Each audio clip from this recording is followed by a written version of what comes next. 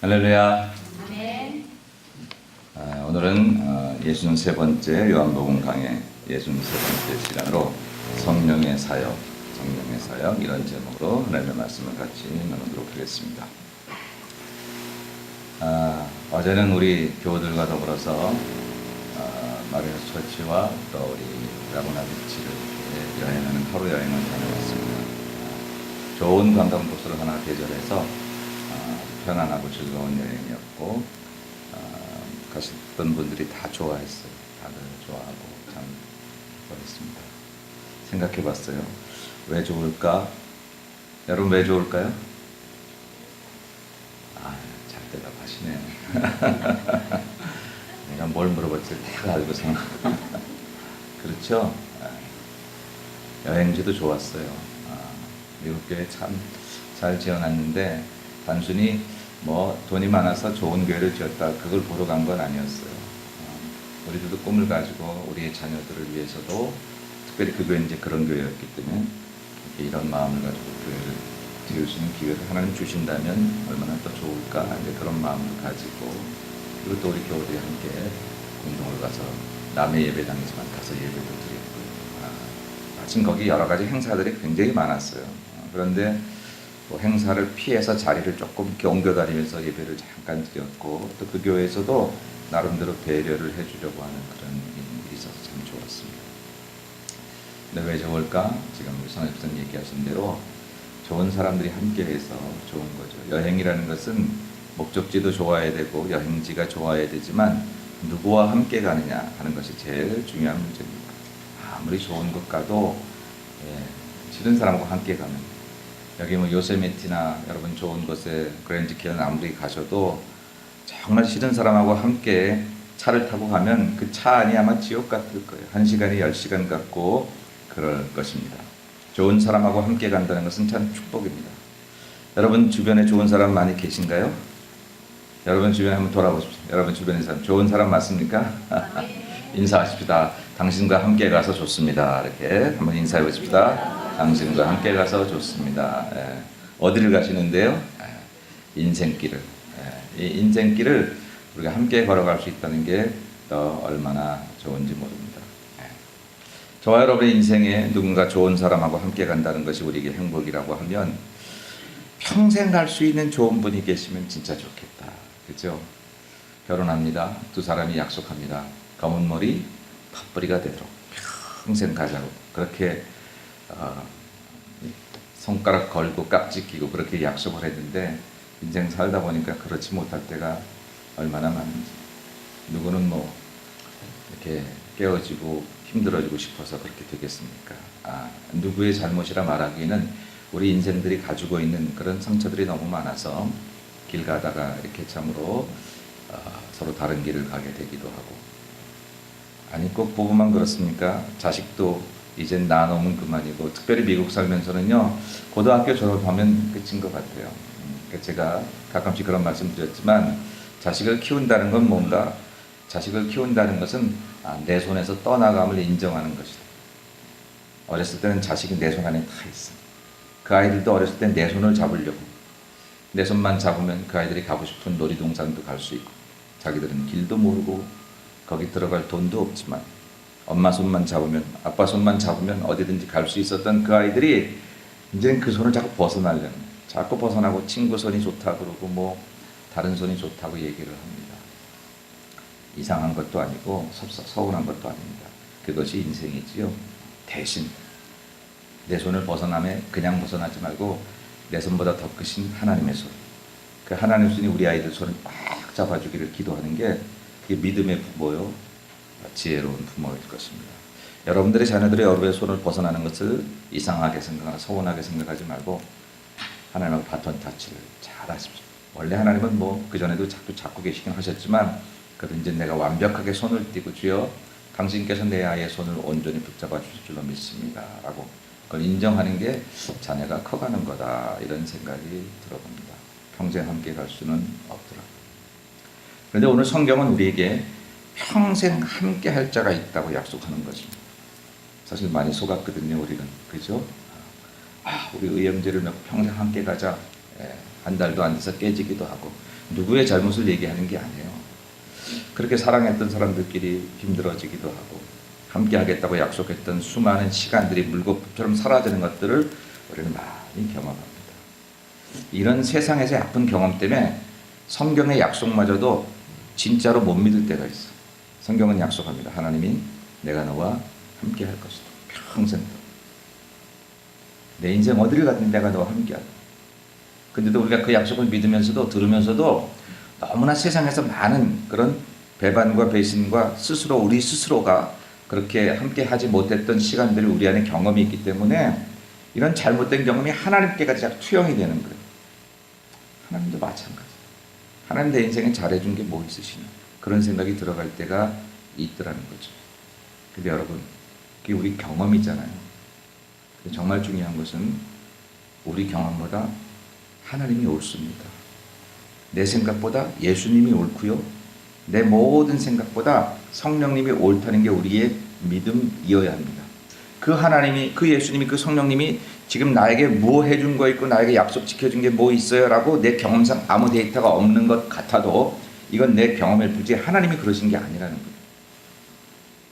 우리의 신앙이 여기서 벗어나기 시작하면 그러면 이제는 하나님은 그저 우리의 품속에 넣었다, 꺼냈다, 뺐다 뭐 이런 정도로 이제 끝나버리게 되는 거거든요. 오늘은 우리가 평생 함께 하시고 약속하셨던 그 하나님의 약속을 성령님을 통해서 다시 한번 우리가 확인해 보는 시간입니다. 그분이 우리와 어떻게 함께 하시겠다고 약속하시는지 그리고 그것을 믿을 때 우리 인생이 어떻게 달라질 수 있는지를 우리의 경험이 아닌 본론적인 성경의 말씀을 듣고 이제 그것을 믿기 시작하는 그런 우리의 자세가 오늘 우리에게 필요한 것입니다. 그렇게 될 때에 그 말씀이 우리 속에서 역사하는 거거든요. 절대 우리가 하나님 말씀보다 우리의 경험이나 생각이 앞서가면 하나님 말씀이 들리지 않아요. 이상해요. 안 들려요. 우리 마음이 달라지면요. 하나님 말씀이 안 들려요. 하나님 언제 그렇게 말씀하셨어요? 이미 수없이 말씀하셨는데 안 들려요. 여러분 사람 살면서 그런 거 있잖아요. 그때 그 얘기 좀 해주지. 그때 나 좀 붙잡아줘. 그 얘기 좀 해주지. 왜 그랬어? 웬걸? 그때 수없이 했잖아요. 수없이 했는데 안 듣더라고요. 그때 그 마음이 그 생각이 달라졌을 때는 아무리 옆에 있어도 그 말을 안 듣다가 자기가 정신을 차리고 나니까 이제 그런 소리가 들리기 시작하는 것. 신앙의 길도 그럴 때가 있다라고 하는 것입니다. 저는 오늘 성령님에 대해서 여러분에게 얘기하려고 합니다. 성령님에 대해서 얘기하려고 하는데 이 성령님에 대해서 일단 성령님이 옳습니다. 하나님이 맞습니다. 이런 전제를 우리가 세우지 않으면 우리는 신앙을 우리 마음 생각하는 데 조각하기 시작한다. 100명이 있으면 100명의 신앙이 다 다르고 100명의 하나님이 다 다르고 100명의 성령님이 다 다른 조각난 하나님, 상처난 예수님. 우린 그런 것을 가지고 종교라 말하고 신앙이라 말할 수 있는 오류에 빠질 수 있다라고 하는 것입니다. 오늘 다시 한번 우리가 영적인 집중력을 가지고 성령님이 어떤 분이신지 성경이 말하는 대로 우리가 한번 생각해 볼 필요가 있다. 자, 오늘은 성령 얘기를 하는데 우리가 성령님 얘기를 하면 보통 성부, 성자, 성령, 삼위일체 얘기를 합니다.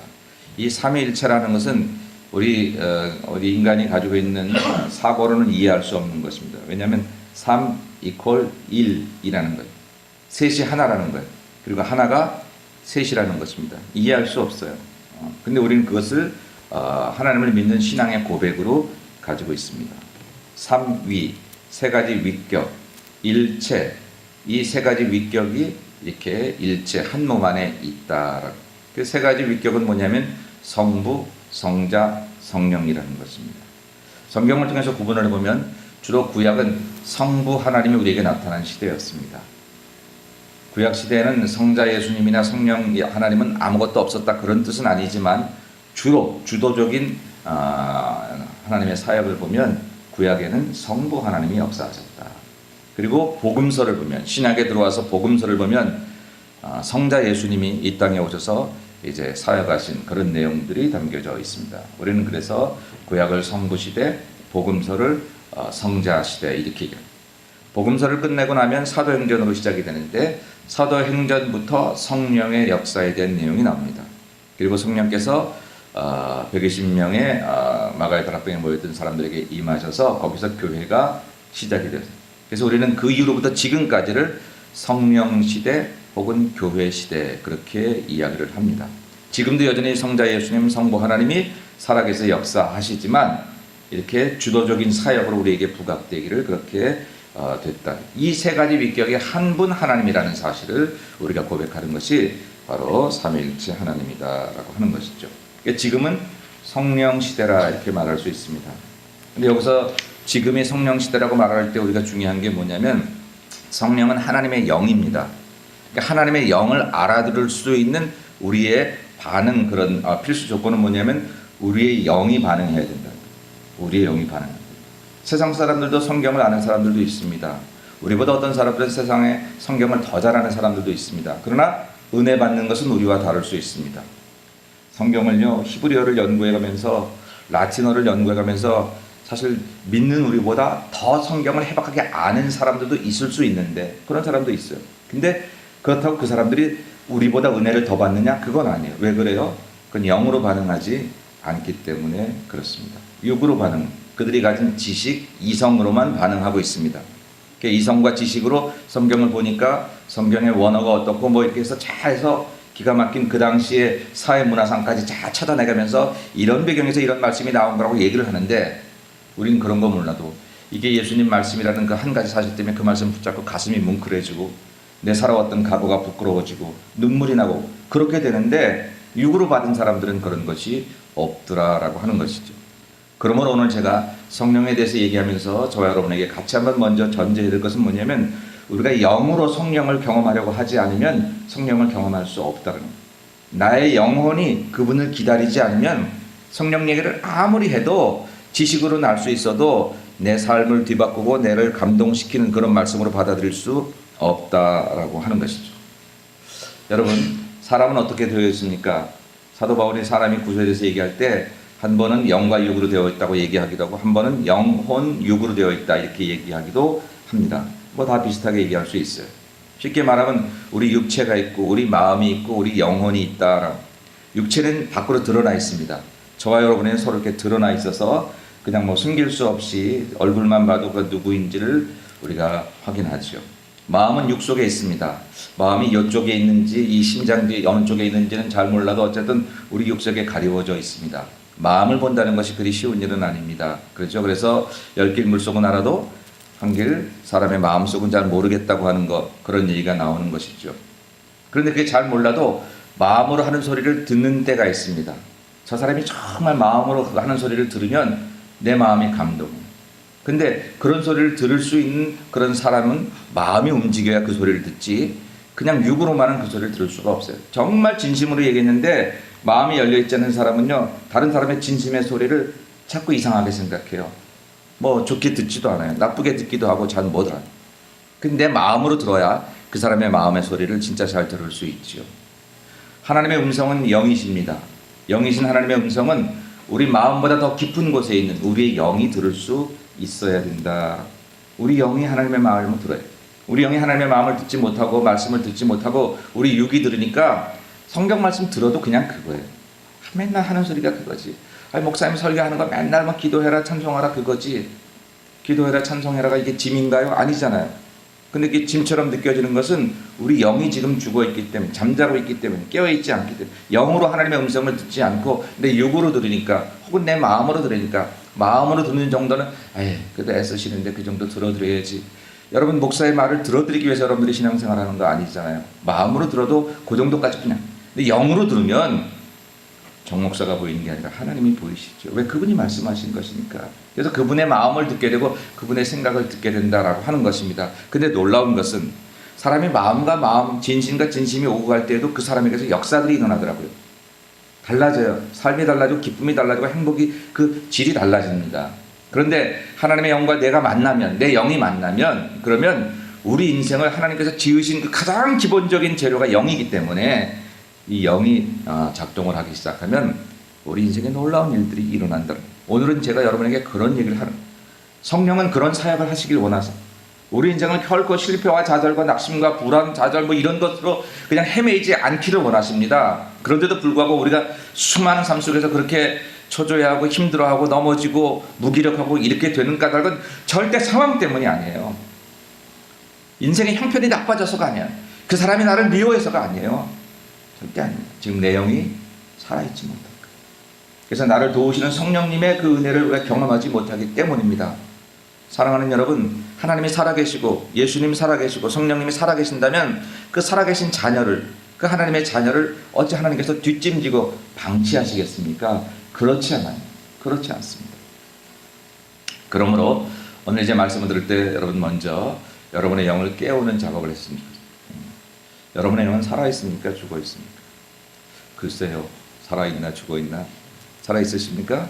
예, 살아있으면 아멘. 그건 감사합니다. 근데 잘 모를 수 있어요. 살아있나 죽어있나? 여러분 마음은 다 깨어있나요? 여러분 다 마음은 열려있나요? 우리 마음은 열려있지 않은, 열려있는지 아닌지를 보려면요, 못 보던 사람이 오면 괜히 막 경계심이 저 어떤 사람이 와서 저거 우리하고 좀 종자가 다른 것 같아. 그럼 막 마음을 확 닫아요.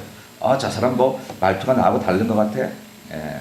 전라도 사는 사람이 또 경상도 사투리만 쓰는 사람 보면 저거 이건 마음이 열려있지 않은 거지. 그죠? 그런 마음만 조금만 열어도 지역을 넘어설 수 있고 우리 서로 배운 것을 넘어설 수 있고 그러설 수 있어요. 근데 우리 영이 열려져 있으면요, 제일 특징이 뭐냐면 어떠한 경로를 통해서 들려지든 하나님의 말씀이 나를 위한 말씀으로 들려지는 거예요. 그리고 내 옆에 있는 사람들이 하나님이 나를 위해 보낸 조력자라고 생각이 되는 거예요. 생각해 보세요. 정말 하나님이 나의 하나님 맞으시면 내 옆에 나를 죽일 사람을 그냥 내버려 두시고, 나를 괴롭게 할 사람을 그냥 내버려 두시고, 그 하나님 뒷짐지고 아이고 고생하든 말든 네가 알아서 해라 그러시겠느냐고요. 그렇지 않아요. 어떻게 하다 우리 하늘 아래 살면서 이 LA 땅까지 여러분이 이민 오셔서 또 여기서 같은 교회를 다니게 되었느냐고요. 오늘 이 시간 내가 여기서 예배를 드리게 되었느냐고요. 오늘 하루가 하나님에게 얼마나 소중한 하루인지, 내가 만들어 놓은 내 작품인 하나님의 자녀들이 이곳에 와서 하나님께 예배를 드리고 하나님을 섬기는 그런 하루로 만드셨는데, 어찌 여기에 하나님이 허락하신 신령한 복을 준비하지 않고, 어찌 여기에 여러분들의 미래를 극복할 수 있는 그런 능력과 은혜들을 준비하지 않고 그냥 어쩌다 모인 사람들처럼 우리를 여기에 만들어 놓으셨겠느냐고요. 우리가 은혜를 못 받으니 하나님이 준비하시지 않으심이 아니라는 거는, 올해는 제가 예배에 부를 때마다 수고하고 무거운 짐지하더라 다 내게로 오라 내가 너희를 쉬게 하리, 그 부름을 우리 1년 동안 이 예배 때 사용합니다. 여러분 그 부르심을 하나님의 음성으로 들리십니까? 저는 정말 그렇게 기도하면서 수고하고 무거운 짐진사들아, 지난 한 주간 동안 생활에서 어려움을 당했던 자들아, 자식 때문에 힘들었던 사람들아, 사업 때문에 고민했던 사람들아, 인생의 갈 길이 안 보여 인생의 벽처럼 느껴지고 어찌할 줄 모르겠다는 사람들아, 살긴 사는데 의미가 없고 행복이 없고 기쁨이 없다고 생각하는 사람들아, 다 내게로 오라. 내가 너희를 진정한 쉼을 주겠다 라고 말씀하시는 그 말씀이 예수마을교회가 만들어 놓은 게 아니고 정목사가 만들어 놓은 게 아니고 우리 예수님께서 저와 여러분을 초대하시는 그 음성인데, 영으로 부르시는 그 음성을 듣고도 우리를 부르시는 부르심이 그분께 있고 그분의 부르심이 너무 좋아서 기다려지고 그분을 빨리 배우고 싶은 마음이 우리에게 들지 않는 까닭은 무엇이냐? 우리 영이 잠자고 있기 때문에. 우리 영이 잠자고, 육으로뿐이 안 들려요. 세상에 그 어떤 사람, 돈 많은 사람이 나를 부르는 그 부름보다, 내가 어떤 세상에서 좋아하는 사람이 나를 초대하는 그 초대보다 예수께서 부르시는 그 신령한 초대가 그렇게 느껴지지 않는 것은 바로 내 영이 잠자고 있기 때문이다. 오늘 이렇게 기도하셔야 합니다. 하나님, 내 영을 깨워주옵소서. 내 영이 잠자지 않게 해주옵소서. 그렇게 기도하시고 하나님 내 영을 깨워달라고 하시고, 우리가 잘 모르거든요, 잠자는 사람들은. 그렇게 기도하시고 생각을 그렇게 하시는 순간 하나님께서 내 영을 깨워주십니다. 깨워주십니다. 영이 깨어지는 사람들은 일단 예배가 즐겁습니다. 말씀이 즐겁고요, 찬양이 은혜가 됩니다. 그리고 성도들의 얼굴이 참 보기 좋게 되어지는 것이죠. 그런 경험들이 우리에게 있어질 때에 우리 영이 살아나게 됩니다. 자, 이런 영의 깨어짐을 가지고, 이 깨어남을 가지고 우리는 성령님이 하시는 사역을 이제 집중할 필요가 있습니다. 그래서 내 영혼이 깨어지고 깨어나고 하나님의 성령의 역사가 일어나면 우리 인생은 달라질 수 있다라는 것이죠. 자, 성령은 오늘 성경에 말하면 보혜사 그렇게 얘기하고 있습니다. 여러분 설교 노트에 보면 보혜사 이렇게 써놨습니다. 그리고 한자를 써놨어요. 한자를 보할 보자에 은혜 은자에 해자에 그 다음에 스승사자를 이렇게 적어놨습니다. 그래서 그것을 한자 그대로 설명을 해보면 이렇게 보호해주고 은혜를 주시는 스승이다, 은혜를 보호하는 스승이다, 뭐 이렇게 해석을 할 수가 있습니다. 그런데 별로 그렇게 좋은 해석은 아닌 것 같아요. 이게 아마 우리 성경을 번역할 때 유교적인 관습에서 이것을 좀 이렇게 보혜사란 말을 썼는데 썩 좋은 해석은 아니지만 그래도 그 세 글자 중에서 보호할 보자를 많이 기억하십시오. 성령의 별명을 얘기한 거예요. 성령이 어떤 분이냐? 그분의 별명을 보혜사라고 지었어요. 보혜사라고. 예수님이 그렇게 우리에게 소개해 주시는 것입니다. 근데 이 보자가 보호할 보자입니다. 그래서 그거만 좀 기억을 하면 성령은 일단 우리를 보호하시고 우리를 도우시는 분이다. 성령께서 우리를 온전히 우리의 삶 속에서 당신의 울타리로 지켜주시는 분이다. 그렇게 생각을 하고 우리가 이제 이 성령에 대한 얘기를 한번 듣겠습니다. 성령에 대한 얘기를 한자보다는 헬라어 원어 의미가 더 우리에게 좋아서 거기다 실어놨습니다. 그 옆에 보면 그리스어로 성령은 파라클레토스라고 말한다. 먼저 있는 게 헬라어고 그 다음에 그 헬라어를 영역으로 이렇게 써놓은 것이 파라클레토스라고 하는 말입니다. 이 파라클레토스라는 말은 합성어예요. 파라라는 말과 클레토스라는 말이 합쳐진 겁니다. 파라라는 말은 옆에서, 곁에서 이런 뜻입니다. 여러분 혹시 어떤 책들을 읽다가 요즘에 파라처치, 파라처치 이런 단어가 나오는 경우가 있어요. 파라처치라는 건 뭐냐면 실제 교회는 아닌데 교회와 같은 역할들을 교회 주변에서 하는 기관들을 말합니다. 선교단체라든지 뭐 어떤 그 선교를 돕는 기관, 교회를 돕는 기관 뭐 이런 것들을 파라처치라고 얘기했죠.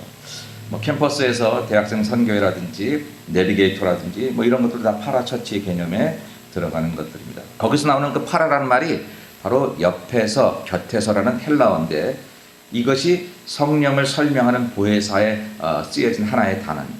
그러니까 성령은 어떤 분이냐? 항상 일단 우리 옆에서, 우리 곁에서 어떤 일을 하시는 분이에요. 그러니까 성령은 항상 우리와 함께 하시는 거예요. 하루 여행 정도가 아니고 1년 여행이 아니라 저와 여러분의 평생 다하기까지 우리가 함께 하시는 분이 성령이신 줄로 믿습니다. 이게 파라라는 말이 바로 그래요.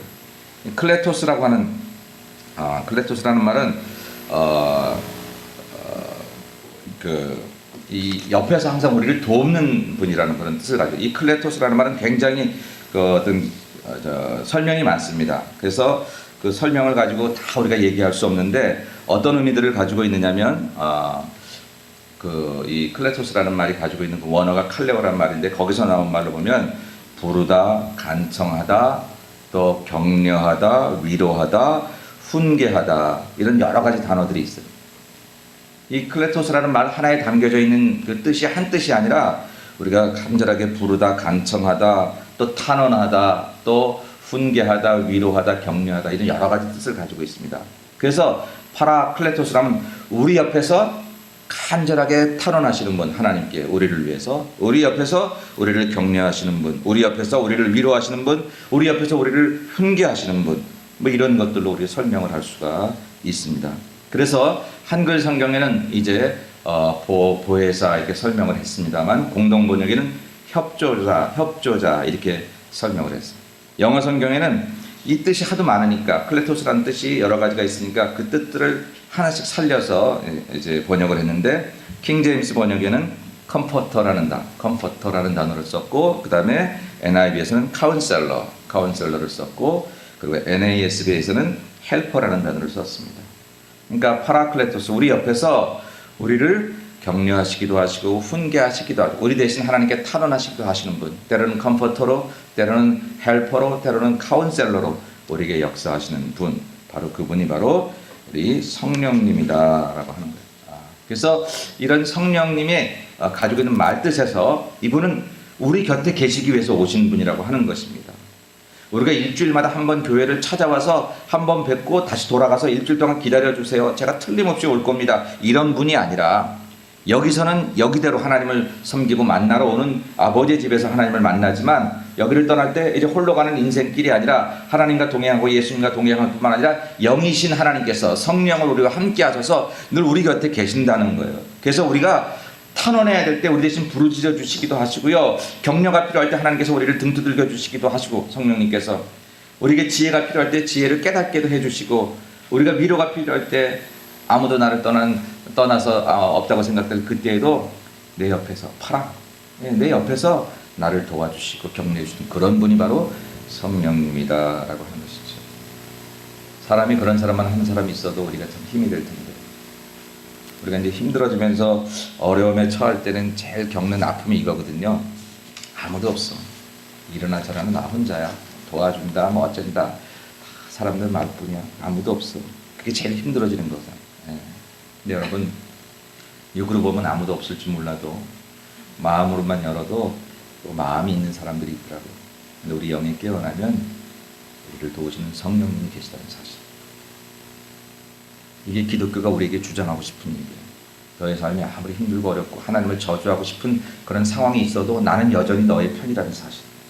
그 사실을 우리가 인정하게 될 때 놀라운 것은 하나님께서 내게 일하시면 육으로 할 수 없었던 여러 가지 일들을 영이신 하나님께서 내 속에 역사하셔서 영과 육을 합쳐야 내 몸이 하나님의 놀라운 영광을 나타내는 도구 사용하시는 것이 신앙의 신비인 줄로 믿습니다. 우리가 그 은혜를 경험하자. 자, 이 얘기를 예수님께서 지금 꺼내십니다. 근데 이 얘기를 왜 꺼내시냐? 이 성령 얘기를 왜 꺼내시냐면 1절에 그 이유가 나와져 있습니다. 여러분 설교 노트를 보시고 1절을 다 같이 봅니다. 시작. 내가 이것을 너희에게 이름은 너희로 실족하지 않게 하려 함이니. 아멘. 내가 이것을 너희에게 이름은 너희로 실족하지 않게 하려 합니다. 지금 제자들은요, 예수님께서 이제 곧 죽으러 가신다는 거예요. 3년 동안 그분만 믿고 따라다녔는데 이제는 어떻게 해야 될지 모르겠어요. 이제는 계속 예수의 제자가 돼야 되나? 이제는 옛날에 그물을 다 놓고 살았는데 3년 동안 놓았던 그물을 다시 찾으러 가야 되나? 어찌할 바를 몰라서 염려하고 있는 이들에게 지금 예수님께서 성령 얘기를 해주심으로 그들이 실족지 않게 하시려고 한다는 거예요. 뿐만 아니라 앞으로 어떤 일이 닥칠지 모르는데 예수님 생각은 이런 일이 닥친다는 거예요. 여러분 성경 본문을 보시면, 성경을 보시고 본문을 보시면 2절에 사람들이 너희를 출교할 일이 생긴다는, 쫓아낼 일이 생긴다는 거예요. 뿐만 아니라 물은 너희를 죽이는 자가 생각하기를 이것이 하나님을 섬기는 일이라 하리라. 예, 사도 바울도 그랬었잖아요. 예수 믿는 사람 죽이면서 하나님 섬기는 일이라. 그런 일들을 너희가 당하게 될 거라는 거예요. 그러니까 얼마나 어려운 일을 많이 당하게 되겠습니까? 이런 일을 당해서 이제 위험에 빠져 있을 너희에게 그 어려움들을 이기고 그 환난을 이길 수 있는 유일한 힘을 주겠는데 그게 뭐냐면 바로 성령을 소개하는 일이라는 거죠. 그러니까 성령이 오시면 이제 그들이 당한 모든 삶 속에서 그들이 실족하지 않게 하시기 위한 가장 확실한 그런 힘을, 도움을 주기 위해서 예수는 성령님 이야기를 하신다 그랬습니다. 결국은 성령이 우리와 함께 하시는 일이 어떤 제자들이 어떤 상황을 만나든지 그것을 이길 수 있는 그런 이제 길을 주신다라고 하는 것입니다. 예수님은 가시지만 성령님이 오신다는 거예요. 그리고 성령님은 우리 사는 평생에 그리고 다시 주님 오시는 그날까지 이 땅을 떠나지 아니하시고 우리와 함께 하신다. 근데 중요한 사실은 뭐냐면 성령이 인격이시고 영이시기 때문에 반드시 영으로 반응해야 그분을 알 수 있는 거예요. 성령이 오셨는데 어떻게 예수님께서 하나님께서 딱 120명만 성령을 주려고 사람들을 추려놓고 딱 그 사람들만 주셨겠어요? 운행하셔도 영으로 반응하지 않으면 수많은 사람들이 그 성령을 받지 못합니다. 한 자리에 있어도 어떤 사람은 성령을 받는데 어떤 사람은 못 받아요. 왜 그래요? 성령이 동일하게 역사하지 않거나 성령이 구별해서 역사하시는 것이 아니라 우리 영이 반응하지 않기 때문이다. 그래서 오늘 제가 설교의 앞부분을 길게 설명했습니다. 우리 영이 깨어있게 해달라고 기도하라고. 어떻게 되는 건지 몰라요. 간단해요. 복잡하게 이상한 거 하려고 하지 마시고 하나님 내 영을 깨워주시고 내 영혼이 주를 송축하게 하옵소서. 내 영혼이 하나님을 찬양하게 하옵소서. 자기가 자기 영혼을 위해서 기도하셔야 됩니다. 자기가 자기 영혼에서 축복하셔야 되고 자기 영혼에서 말씀하셔야 돼요. 우리 그러잖아요. 힘들고 어려울 때 자기에게 정신 차려. 정연아 정신 차려. 마음 굳게 먹어. 마음 잘 다짐하면 이길 수 있어. 나 할 수 있어. 이거 자기가 자기 마음에게 얘기하는 거거든요. 영혼에게도 그렇게 하셔. 내 영혼아 자지 마라.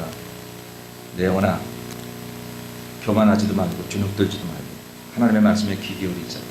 하나님 반드시 내게 말씀하시고 나를 도우실 것이다 라고 하는 말씀으로 우리 영혼에 깨우면 그러면 그 성령께서 반응하사 우리가 어떤 상황에 있든지 제자들을 도우신 같이 저와 여러분들을 도우시겠다 하는 것이 바로 오늘 예수님께서 성령 이야기를 꺼내시는 이유다라고 하는 것입니다. 그러면 이렇게 성령 이야기를 꺼내시는데 이 성령은 어떤 사역을 하시는가? 오늘 성령의 사역을 오늘 본문에서는 두 가지로 볼 수 있습니다. 첫째는 세상에 대하여 사역하고 두 번째는 신자에 대하여 사역합니다. 세상에 대한 사역 8절의 말씀을 우리 성경 말씀을 같이 읽습니다. 시작. 그가 와서 죄에 대하여 의에 대하여 심판에 대하여 세상을 책망하시려나. 아멘. 사실 이 부분은 좀 세상에 대한 거니까 우리가 그냥 좀 넘어가려고 합니다. 우리가 해당되는 것은 그 다음 부분이라 그 다음 부분을 좀 더 길게 하기 위해서. 그러나 어쨌든 세상에 대하여서도 성령이 책망하십니다. 여러분, 우리는 세상에 상처를 받을 때가 많이 있어요. 어떨 때 상처를 받냐면요, 예수 믿고 열심히 사는데 사는 게 좀 힘들고 어려운데 저 안 믿는 세상의 사람들이 더 잘 살 때도 있고 더 괜찮아질 때도 있어요. 그럼 우리가 좀 마음이 흔들릴 때가 있어요. 그러나 기억하십시오. 죄에 대하여, 이 죄는요, 세상 사람들이 우리보다 죄를 훨씬 더 많이 졌다는 게 아니라 불신이 죄라는 겁니다. 세상은 어떤 죄를 가지고 있냐면 예수님을 모르는 죄를 가지고 있어요. 반드시 책망하신다. 그러므로 구약에도 나와 있지만 시편에도 나와 있지만 하나님 모르는 사람들이 잘 되는 것을 부러워하지 말라 그랬어요. 부러워하지 말라. 저 사람 어떻게 해요? 교회를 한다니 저렇게 잘 사냐? 부러워하지 말라는데, 차라리 못 살고 깨져서 교회 나왔어야 그 영원한 지옥 불구덩이에 떨어지지 않을 텐데, 그거 조금 지금 배부르다고 해서 하나님을 모르는 상태가 지속되는 것이 얼마나 큰 죄인지 잘못인지를 우리가 알아야 되는데 그거 좀 모르고 있잖아요. 그러니까 우리가 세상에서 우리를 힘들게 하고 세상에서 우리를 이렇게 주눅들게 만드는 그것들은 절대 우리가 부러워하거나 그것 때문에 속상해할 일이 아닙니다. 책망받을 일입니다. 성령 앞에. 죄에 대하여 의에 대하여 심판에 대하여 성령께서 반드시 책망하시기로 하셨습니다. 그러니까 일단 세상 사람과 비교하지 마십시오. 우리가 가져야 될 것은 세상에 대해서는 그들을 긍휼히 여기는 마음이죠. 어떻게 하면 빨리 저들을 전도해서 하나님 자녀 만들 수 있겠으면 나 천국 올라갈 때 같이 갈 수 있을까? 이런 마음을 가지시는 것이 우리가 바른 믿음의 태도인 것입니다. 거기는 그 정도로 하고 넘어가고요. 오늘 우리가 신자에 대하여 성령은 어떤 사역을 하는지 이 부분을 잘 아셔야 되겠습니다. 먼저 우리 13절과 14절의 말씀, 본문의 말씀을 같이 읽습니다. 그러나 진리의 성령이 오시면 그가 너희를 모든 진리 가운데로 인도하시리니 그가 스스로 말하지 않고 오직 들은 것을 말하며 장래일을 너희에게 알리시리라. 그가 내 영광을 나타내리니 내 것을 가지고 너희에게 알리시겠습니다. 아멘. 오늘 성령을 진리의 성령이라 하셨습니다. 맞습니다. 성령이 맞습니다. 성령이 옳습니다. 여러분, 우리가 믿음 생활하면서 가끔은요, 우리의 경험이나 생각이 말씀보다 앞설 때가 있어요. 아니, 말씀은 그렇게 나와 있죠. 구약은 그렇게 나와 있지만 어디 지금 내 형편이 그래? 아니요. 성경이 옳은 겁니다. 그냥 성경대로 하는 것입니다. 하나님이 옳습니다. 하나님 내 형편 모르시나봐. 그리고 우리 하나님 원망하고 벽길 갈 수 있습니다. 때로는 금송아지를 쌓아놓고 경배를 드렸던 이스라엘 백성들처럼 우리가 그렇게 살아갈 때가 있죠. 그러나 성도가 정말 다른 건 몰라도 이것만큼 확실히 가져야 되는 것은 뭐냐면 늘 하나님이 옳다는 거예요. 늘 성경이 맞고요. 늘 성령님이 옳다는 것입니다. 그래서 거기에 비추어서 갈등이 있으면 나를 고치는 게 성도지. 하나님과 내가 갈등 생길 때 하나님을 자꾸 고치려고 그래요. 성경을 고치려고 하고 성령을 고치려 하는 것은 우리가 신앙생활 하는 게 아니라 이건 구경하는 거예요. 하나님이란 존재를 우리는 살펴보는 거죠. 그건 믿음이 아니라고 하는 것이죠. 자, 그런 점에서 진리의 성령이 오시면 그가 너희를 모든 진리 가운데로 인도하시리라. 여기서 말하는 진리는 예수 그리스도를 말합니다. 예수님에게로 인도한다는 거예요. 예수님에게 인도한다는 것은 그분이 우리의 구원자 되시고 그분 안에 모든 진리가 있다는 것을 알기 때문에 바로 우리가 예수님께로 하나님께로 인도된다라고 하는 것이죠. 성령이 우리를 그렇게 하나님께로 예수님께로 인도한다라고 하는 것입니다. 이런 일을 위해서 성령은 어떤 역할을 하시는지 오늘 본문에는 다 나와 있지는 않지만 몇 가지 이야기들을 통해서 성령의 사역을 살펴봅니다. 첫째로 성령의 사역은요, 우리를 돕는 사역을 하십니다. 우리를 돕는 사역을 하십니다. 여러분, 성령님은 아까도 얘기했습니다. 파라클레토스. 파라, 우리 옆에 계시는 분이에요. 우리가 찾으러 헤매 다니시는 분이 아니에요.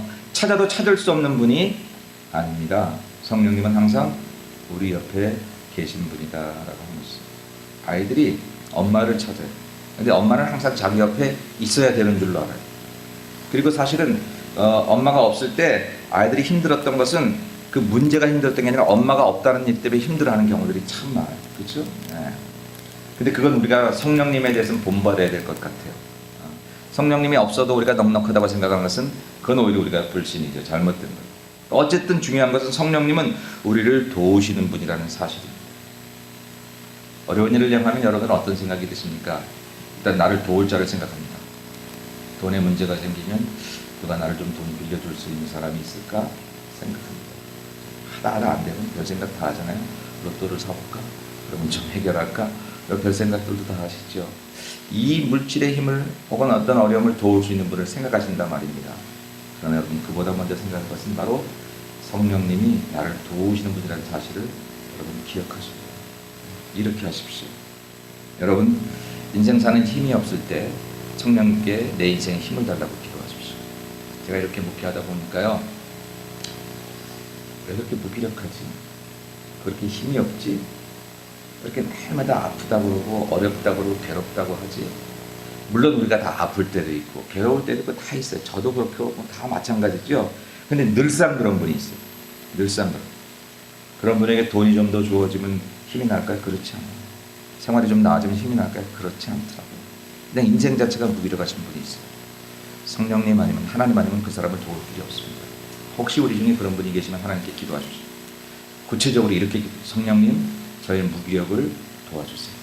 저의 연약함을 도와주세요. 성령님, 저에게 힘이 되어주세요.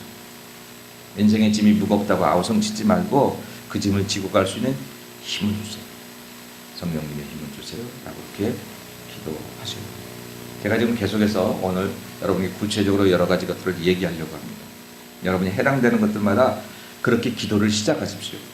마음으로 감정이 없고 감동이 없어도 입으로 그렇게 기도하고 생각으로 기도하기 시작하시면서 하나님께서 우리의 마음을 뜨겁게 하실 것입니다.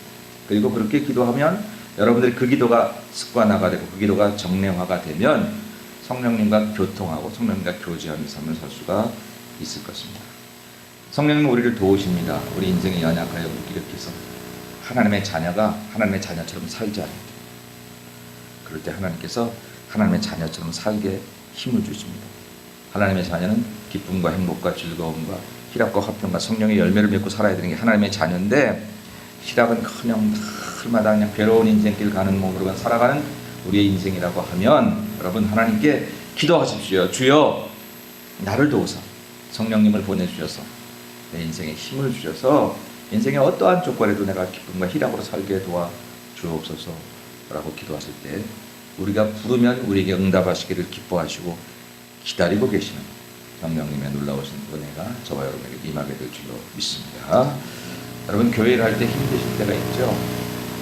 그때도 기도하셔야 돼요. 성령님께 도와달라고 하셔야 돼요. 교회를 할 때 교회 일이 많아 적어 이렇게 생각하지 마시고요. 이 봉사가 힘들어 안 힘들어 이렇게 생각하지 마시고 하나님, 내게 성령의 은사를 보내주셔서. 특별히 여러분, 교회는 예수 그리스도의 몸이고요. 예수 그리스도의 몸이신 교회를 섬기기 위해서 성령님은 성령의 은사들을 우리에게 주십니다. 성령의 은사는 성령 받은 사람에게 주어지는 하나의 툴 같은 것입니다. 그 툴이 없어도 우리가 구원받는 데는 지장이 없지만 하나님의 사람들이 교회를 통해서 하나님의 일을 능력 있게 하기 위해서는 그 툴이 필요합니다. 손으로 하는 것보다 도구를 가지고 하면 더 어떤 일을 잘할 수 있음 같습니다. 그래서 여러분들이 교회를 할 때 반드시 성령의 은사를 달라고 기도하셔야 됩니다. 내가 새가족 팀인데 새로 오는 사람들에게 찾아가서 낯선 사람에게 새로운 말 하는 게 얼마나 낯서. 나는 태생이 그래. 나는 그냥 얼굴이 늘 수줍음이 많아서 새로운 사람에게 말 못해. 그러지 마시고요. 하나님이 나에게 그 일을 맡기실 거라면 주여, 내 얼굴 빛을 당신의 얼굴 빛처럼 환하고 밝게 달빛처럼 별빛처럼 아름답게도 하시고 내 마음을 여셔서 내 영을 여셔서 누구를 만나도 친구를 만난 것 같이, 아니 고향 사람을 만난 것처럼, 우리 다 하늘 사람이니까 그런 마음이 열려져서 그 사람을 환영할 수 있는 은혜를 주시옵소서. 은사를 달라고 기도하십시오. 내 안에 은사가 발굴되어지고 불일듯 생겨지게 되면요, 어디 내 태생이 그래요, 어디 나는 그건 할 수 있고 이거는 못해요, 그런 거 없어요. 할 수 있습니다. 교회 일을 할 때 이런 성령의 은사를 통해서 일하시면 훨씬 더 즐겁게 힘있게 능력있게 일할 수 있거든요. 근데 그렇지 않으면 힘들어지고 때로는 탈진되기도 한다라고 하는 것입니다. 물론 자기의 일의 페이스를 조절하는 것도 중요하지만 그보다 더 중요한 것은 성령님의 도움을 요청하십시오. 은사를 주시면 은사는 우리를 힘있게 합니다. 정말로 힘있게 합니다. 그래서 능력있게 하실 수 있습니다. 그래서 교회를 하시는 모든 분들에게 성령님께 도와달라고 기도하셔야 될 것입니다. 특별히 그 중에서도 전도하시는 분들은 특별히 성령의 도우심을 기도하십시오. 누구를 지금 전도하고 싶은 분이 계십니까? 그분을 위해서 가끔씩 식사 대접도 하고 있고 전화도 좀 자주 하고 어떻게 하든지 좋은 말로 그 사람들 잘 이렇게 해서 교회를 좀 모시고 나와야지. 너무 귀하고 여러분들 애쓰는 애씀이 귀합니다. 그러나 정말 사람의 영혼을 구하는 일은 성령이 도와주시지 않으시면 어렵더라고요. 전도할 때 성령님께 도움을 요청하십시오. 혼자 찾아가는데 성령님이 내 옆에 파라클레토스로 내 옆에 계셔서 혼자 가는 것처럼 부끄럽지 않도록 어디서 내게 그런 말이 나오지? 어디서 내가 그런 말을 준비했지? 그런 생각이 들어갈 수 있게 될 것입니다. 여러분 전도하시는 분들은 그런 얘기 참 많이 하시거든요. 내가 은혜를 받았어요. 내가 전도하다가요. 어떻게 내 입에서 그런 말이 나오지? 나 그렇게 부끄러워서 그런 말 못하는데 어떻게 그렇게 내가 얘기할 수 있었지? 누가 하시는 거예요? 성령님이 하시는 것입니다. 우리 안에서 성령님이 하시는 거예요. 어떤 교우들은 가끔씩 그러세요. 목사님 정말 나는 어떤 그런 얘기를 듣고 그건 내가 할 수 없어라고 생각했는데 이상하게 자꾸 내 속에서 네가 해야 돼. 네가 해야 돼. 너의 힘이 필요해. 그렇게 말씀하세요. 왜 그러는 거죠? 누가 말하는 거예요? 도대체 내 속에서 누가 말하는 거? 누가 말하는 거죠? 성령님 말씀하시고 성령님 말씀하시고 우리를 도우시고 우리가 주의 일을 하려고 할 때 넉넉히 할 수 있도록 사람을 구원하는 일을 하려고 할 때에 내가 가진 능력 이상으로 나를 사용하게 하시는 거예요. 그래서 내가 나도 깜짝 놀라고 그런 나를 또 아름답게 존귀하게 하셔서 세상 가운데서도 높임받게 하시려는 하나님의 계획이 성령님을 요청하는 사람들, 그래서 전도하는 사람에게 나타날 수 있다.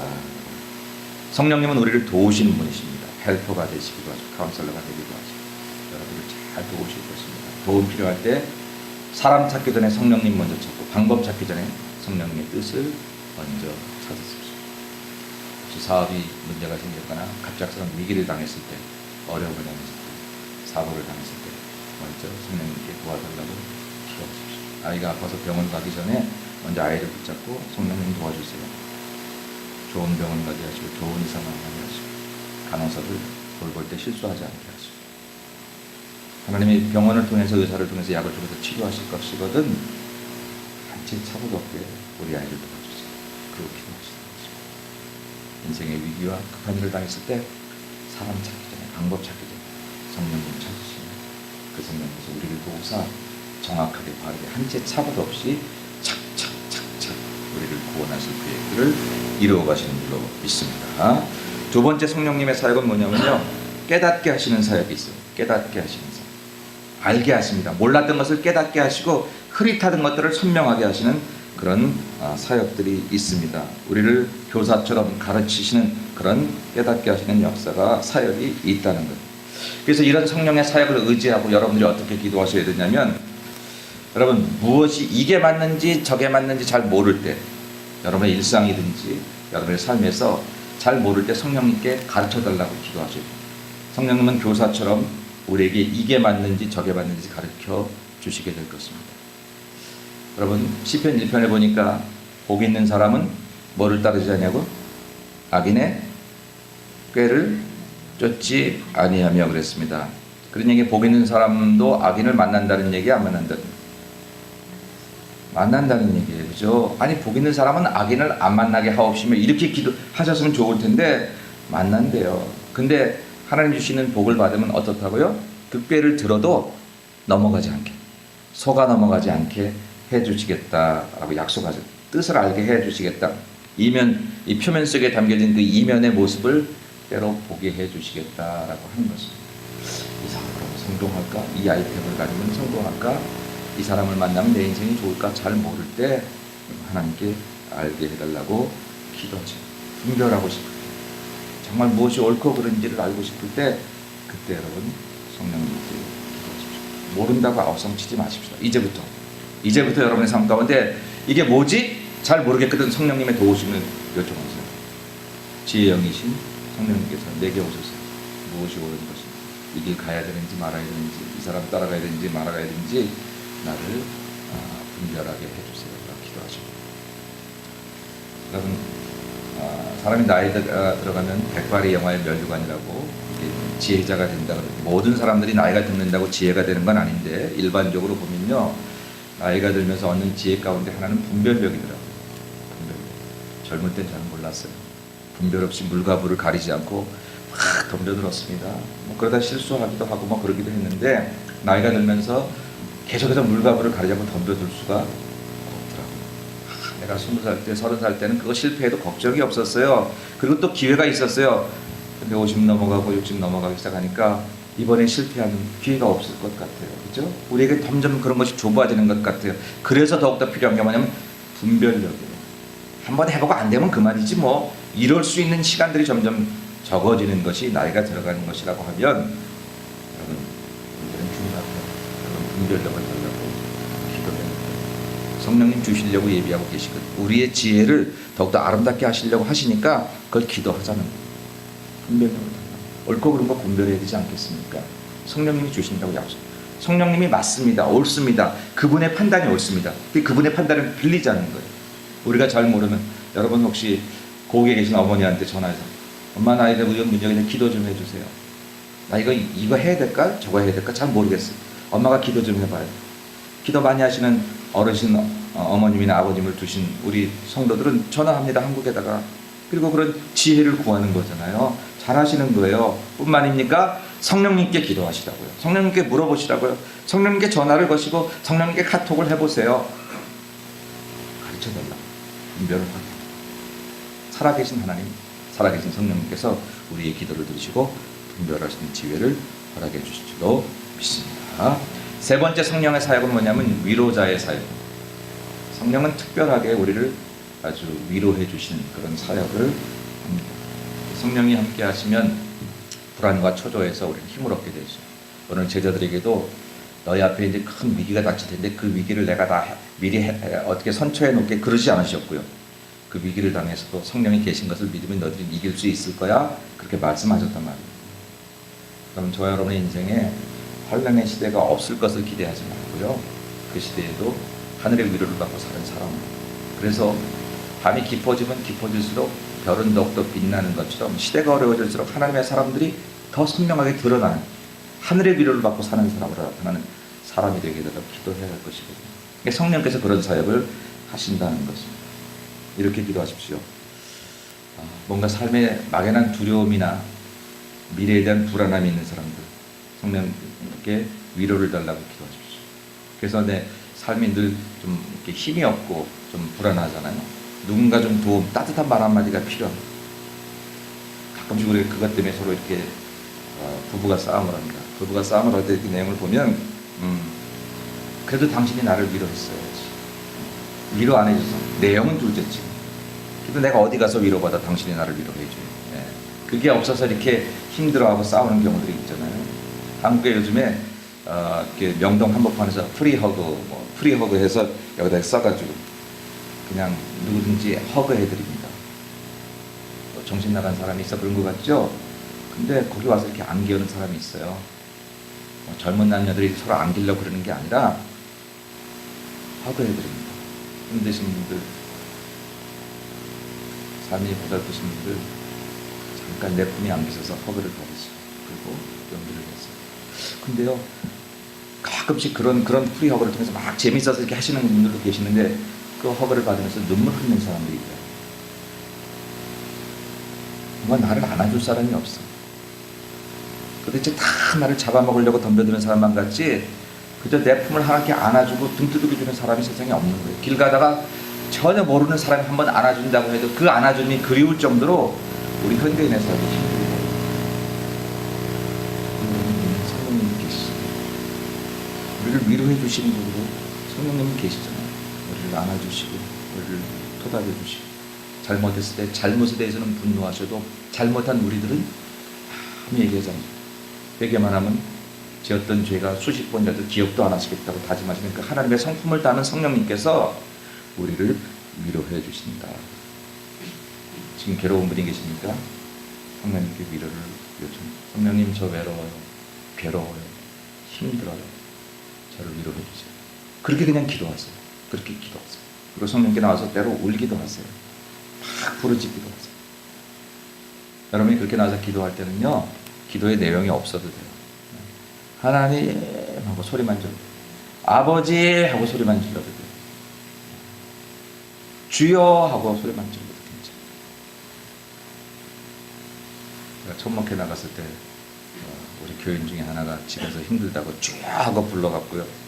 집에서 얼마나 크게 그렇게 기도를 했는지 그 주변에서 물동이 들고 막 그 집으로 달려갔어요. 불이야 그러는 줄 알고. 실제로 있었던 얘기입니다. 근데 그분이 그렇게 하나님 불렀어요. 그럼 그래 보세요. 저 동네 가서 큰 소리 치고 날 위로해달라고 그러면 다 오히려 위로해주는 게 아니라 조롱하겠지요. 네가 그러니까 그 모양으로 살았으니까 그렇지 이러는지 모르고. 우리 하나님 그러시지 않습니다. 우리에게 벌 걸려 하나 주시고 회사에 용기를 주시고 힘을 주실 것입니다.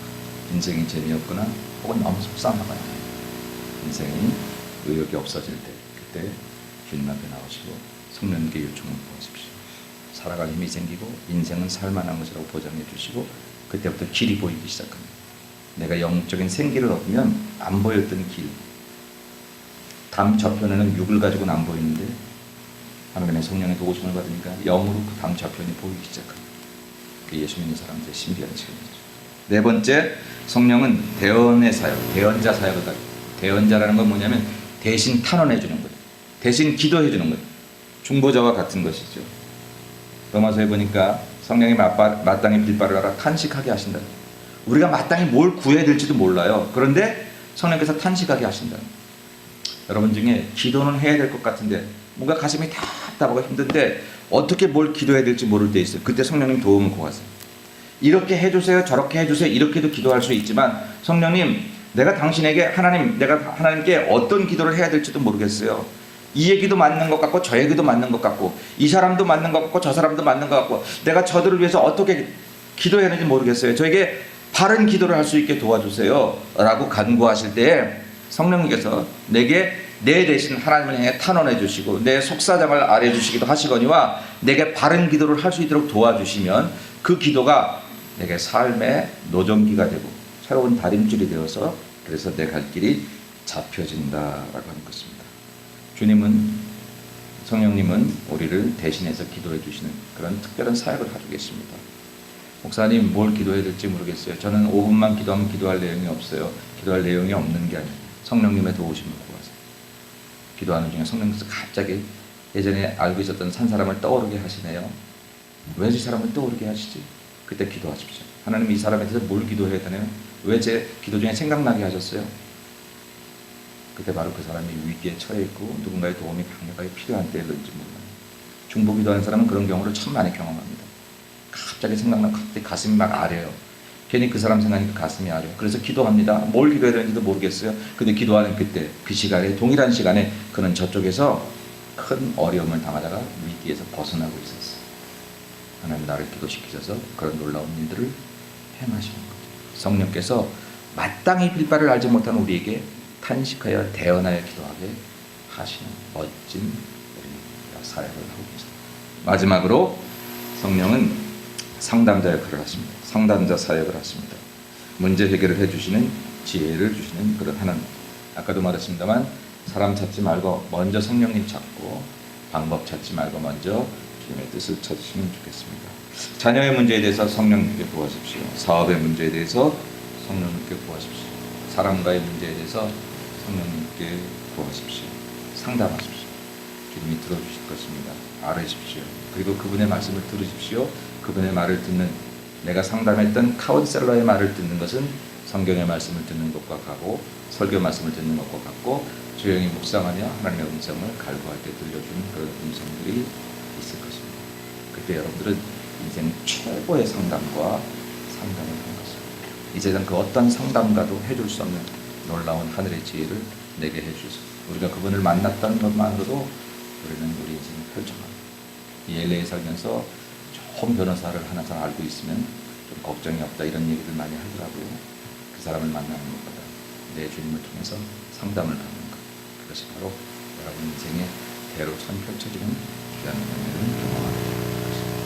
이런 사역을 완벽하게 준비하고 계시는 이 성령님을 오늘부터 찾으시고 구하시고 간구하셔서 그 성령님을 만나 하루하루 살아갈 때 좁은 길 걸어도 밤낮 기뻐하며 살아가는 하나님의 귀한 백성들이 되시기를 주님의 이름으로 간절히 축원합니다. 거룩하신 아버지 하나님 감사합니다.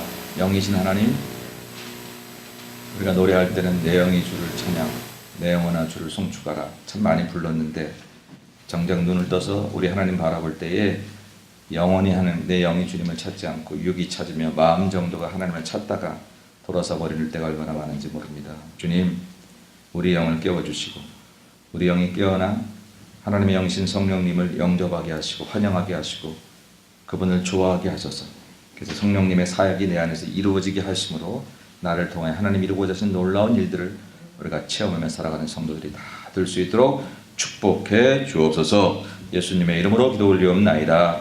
아멘.